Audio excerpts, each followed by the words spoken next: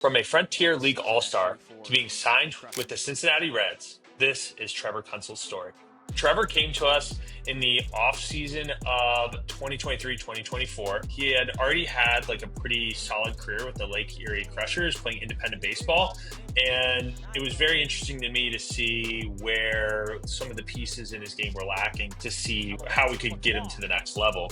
And the two big tweaks that he spent a lot of time on, one, developing a new breaking ball, and then two, focusing on workload management. His fastball had okay metrics on it. It was thrown really hard, but when it came to the shape, he was cutting it. And so that had been a tall tale sign for me to jump right into adding a sweeper. The funny aspect of training with him was a term that he had coined, which was me nerfing him. And that was the operation of effectively putting velocity ranges on him and forcing him to not throw harder than a specific velocity on a day.